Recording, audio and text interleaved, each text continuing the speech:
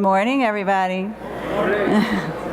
Okay, so this is the second round of Poole and Page Grant speeches that we get to hear. You guys are going to hear about some amazing experiences. And I just wanted to remind you that next Tuesday, seniors, sadly, it's not for you guys, but for everybody else, for next Tuesday is the deadline for the applications for a grant for this summer.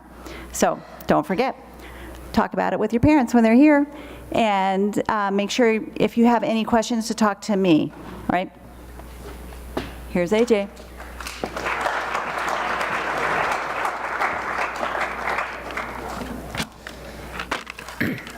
Hey guys, I'm AJ Barre, and I'd like to start off today by expressing my utmost gratitude to the Poole family and the Poole Grant Committee, as well as Coach Parente, because they all helped make this trip possible. This summer, I traveled to Peru for 18 days with a program called Woza Soccer, doing service through soccer. And for me, this was an opportunity to kind of see what the money I was raising here was going towards, as many of you played in the grassroots soccer tournament recently. So while in Peru, I put on clinics for underprivileged youth who didn't have the money to play soccer. So like here's an example of me teaching a bunch of kids how to do burpees. For most of these kids, this was the only real organized soccer that they were going to get to play. And so we tried to make it as real as possible. For example, like here's me hyping the squad up, like chants, team names. And these are kids that would like smile at the opportunity and fight over who got to wear the smelly pennies because they felt official and it felt real to them. One of such places that we went to was a place called Monachai, which is an orphanage way up in the mountains. And rape is pretty prevalent in rural Peru, and they don't have the support systems that we have here in the US, and so they end up with a lot of orphaned children. This is an orphanage run entirely by German volunteers. This is our first exposure to high altitude, so every few feet like you'd run, and it was kind of embarrassing watching 10-year-olds run circles around you while you were like gasping for air. Luckily, their field looked like this, and there was a cliff on the left side of the field, so you got a lot of like 5-minute breaks while the ball rolled all the way down the hill. So one day we followed the kids to school to get kind of work with a bigger group, and throughout my 18 days there in Peru, it got quite competitive between me and the other WOZA members as to whose teams were winning more. And in this situation, I led my team to a 6-2 victory based on the key coaching tactical maneuver that the field was slanted at 30 degrees, so I decided to play with 3 left wings and no right side defenders because the ball just rolled to the left side, so they kept kicking it up the hill. We actually scored more goals. Here's Pedro cooking us up lunch. So after we put on our clinics in the morning, we would eat at local eateries, and this is a traditional Peruvian meal actually cooked in a stone oven. And this was an interesting day because we sat 10 feet away from a pig that was in labor, and he actually gave birth to 3 of the pigs you're seeing there while we were eating lunch. And I don't know if you've ever seen a pig giving birth, but it's not exactly the most appetizing thing. So after we would eat lunch, we had a lot of fun in like local markets, going on slides, touristy things. We hiked Machu Picchu, and of course playing a lot of soccer. This is part of the presentation where I want to talk about a little bit what I took away from this experience. So this is the most rural part that we went to. It's so rural that they don't even speak very much Spanish. It's mostly Quechua, native language. And the field here is just leveled dirt. It's literally rocks and dirt. We pulled up, and I was pretty worried that we were going to even play on it. Like, season's coming up, didn't want to blow an ankle. There were boulders the size of my head sitting in midfield, so you had to pass around more than just the other players. And but when we showed up, all the kids like come running out, you know, screaming, smiles on their faces, wearing either barefoot or just sandals. And to me that was really impressive. Like, to me that made me take a step back and realize the opportunities that I have and what I take for granted, while these kids were just so thrilled to play on a field that was a fence and dirt. And when we contrast that to, this is the nicest field in Peru. We went and played with, this is like the most esteemed club team. It leads right to the pro team. And I mean, it was a beautiful field. It wasn't quite what we have here at Taft, but it was still like, you know, still extremely nice to everything else we played on. And if you take the camera from this view and you turn it 180 degrees, you can see that there are kids outside the stadium playing soccer because they don't have the money to play inside the stadium. 54% of rural Peru lives in poverty, which means that over half the kids don't have money to spend on things like soccer in a country where soccer is the most prevalent sport. And so for me, that really made me grateful for the things that I have here at Taft. And coming back to Lenox, Massachusetts, which is where the soccer team went to preseason, we played on like kind of a wavy field, and everybody was complaining, oh man, there's a baseball diamond in that corner, like how would we ever play on this? And it was still 10 times nicer than anything I saw in Peru, and I know that the kids there would give anything just to be able to play on that field. So that's the end of my presentation. Thank you. If you have any questions, please feel free to talk to me in the halls. I could talk about hours for this stuff. Thank you.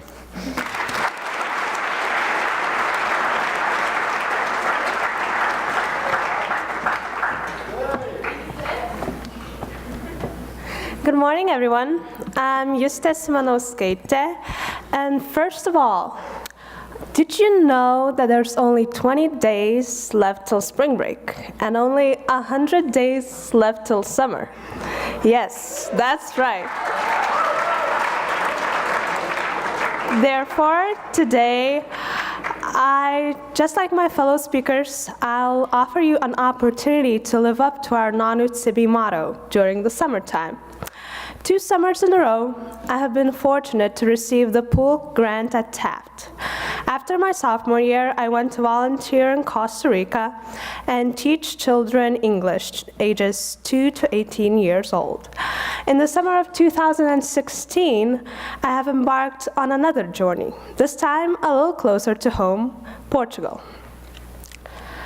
After spending hours and days looking for the right program that would both fit my financial capabilities and volunteering desires, I luckily found the SPIN Association and their summer program, Live It Lisbon.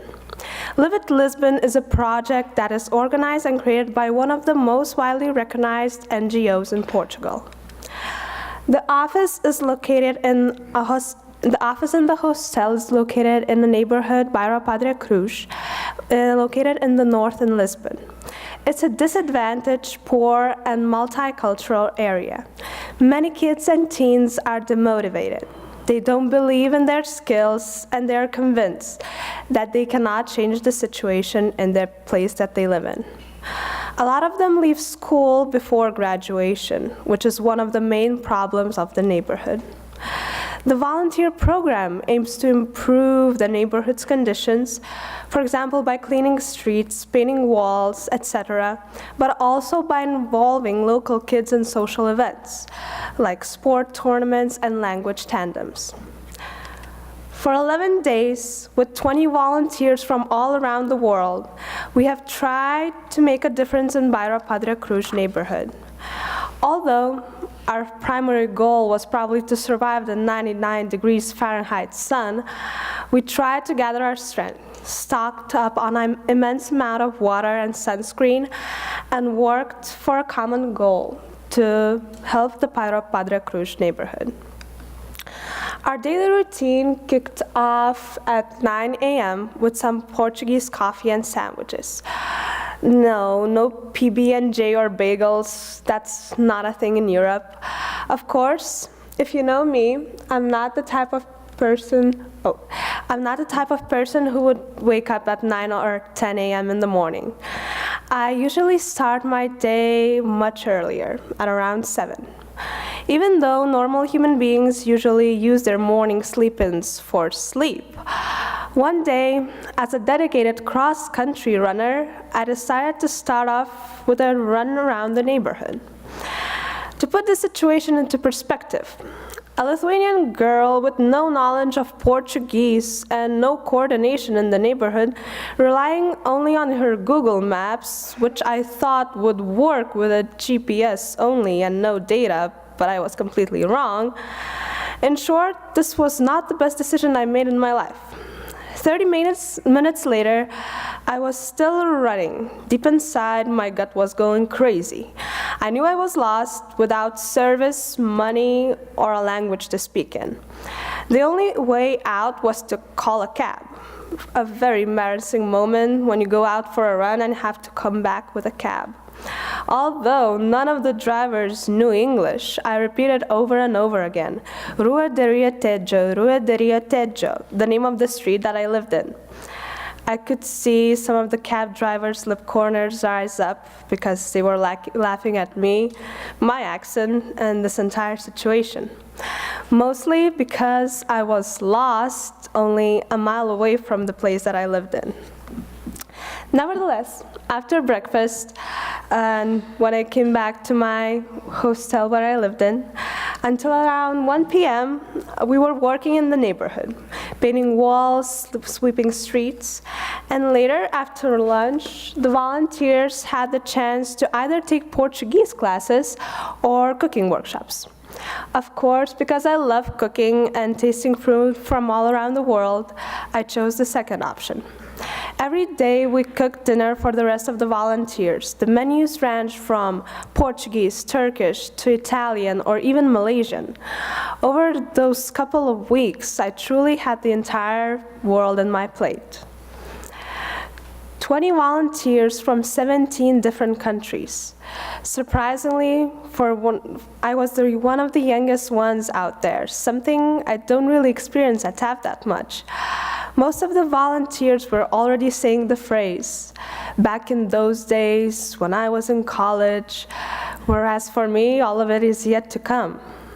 All of us shared experiences, cultures, and life stories. I met a woman from Sweden who ran 8 marathons and was training for the ultra triathlon, which is 2.4 miles of swimming, 112 miles of cycling, and a full marathon of running. I met a professional photographer from Serbia. Also met a college student from Algeria who knew 7 languages and lived in 5 different places in the last 2 years. Moldova, Germany, France. I could go on, and I could tell you all the amazing stories of all the volunteers. All of them inspired me to look out of the box, prompted me to take risks, and do the things I love. Now I will get back to the story of the dog that you saw in the slide a little earlier. Remember the photographer from Serbia that I mentioned earlier? She worked in a Canadian company called Stocksy. Of course, I didn't know what that was initially. However, when the photographer asked me if she could take some pictures of me in the sceneries of Barre Padre Cruz, I said, yes, of course. I signed an agreement that she gave me for the company that she worked in, and I never thought that the pictures of me could go any further than her computer screen. However, October 2016, I received a message from my friend back home in Lithuania with this image on Instagram. I was just as confused as she was when I saw the picture. Then, in a couple of hours, a couple of my friends from Taft came up to me with the same confused look, showing this Instagram account, which is a parody account that has 1.8 million followers, and I was there, me, and because this crazy serendipity that happened in Lisbon, Portugal. Although these stories are very specific and unique to me, I know that every single one of you could embark on their own story in Portugal. The Live at Lisbon program would allow you to make a tangible change in the world, meet amazing people, and learn to appreciate the world that we live in. If you have any questions or want to hear more stories from my experience, stop me in the hall, email me, call me, message me. I'll be happy to help. I'll conclude with the words of Mahatma Gandhi. The best way to find yourself is to lose yourself in the service for others. Thank you.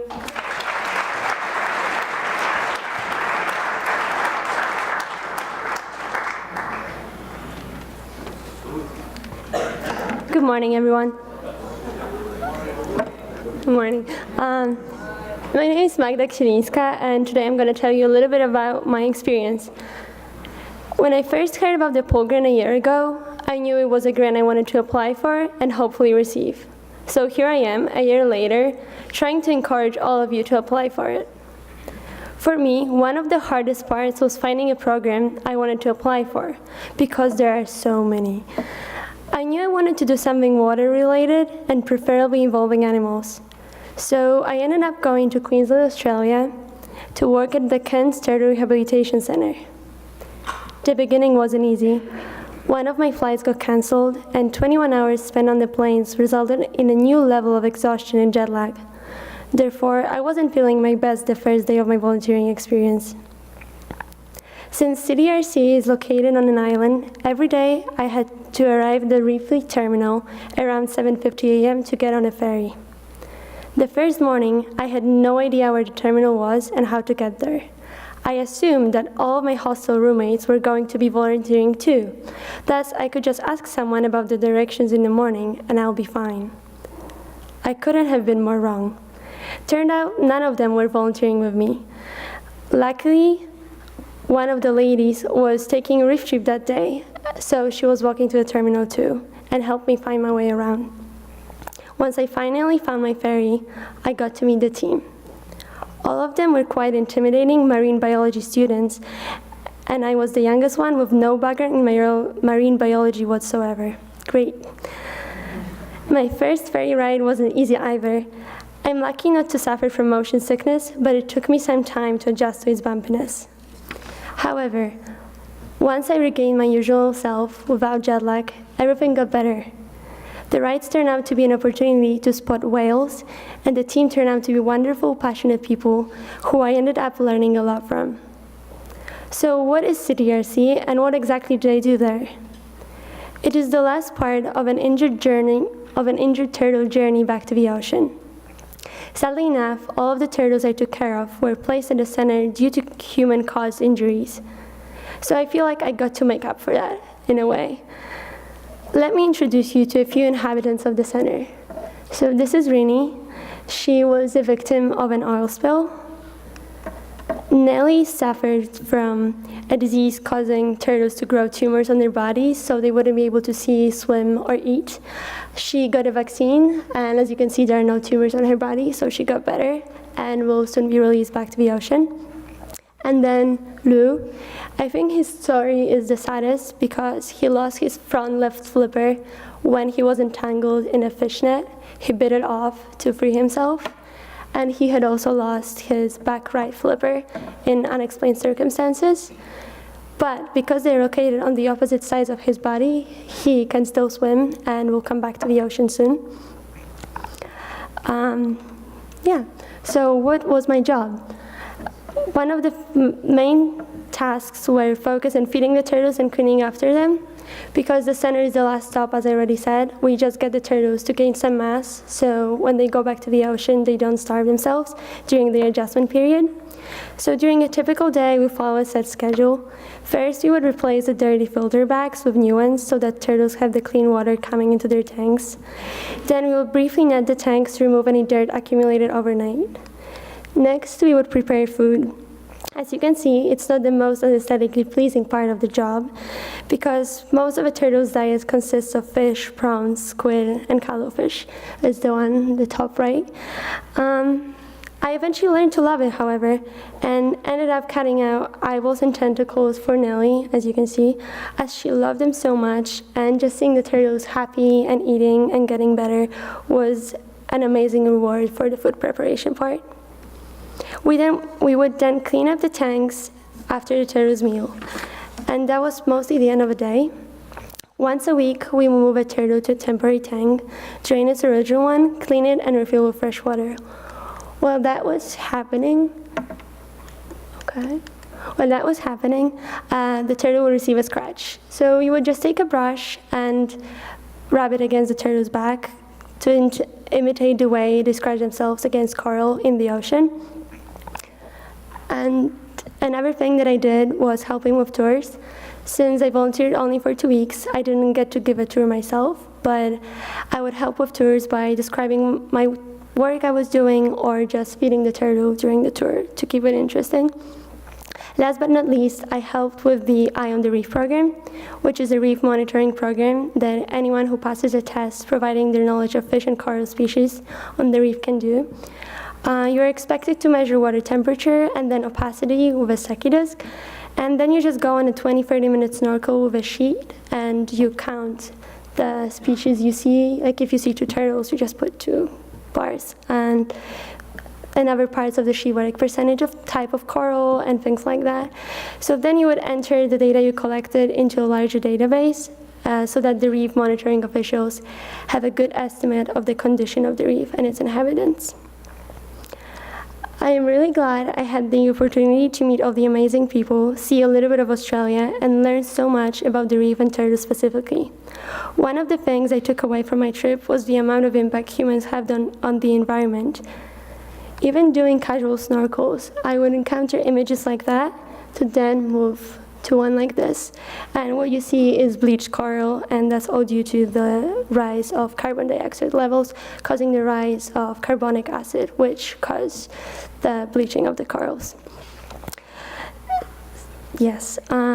Therefore, I would like to thank the Poole family, as well as the Poole Grant Selection Committee, for giving me an opportunity to make a difference. If you have any questions, please feel free to stop me in the hallway or email me. Thank you and have a great day.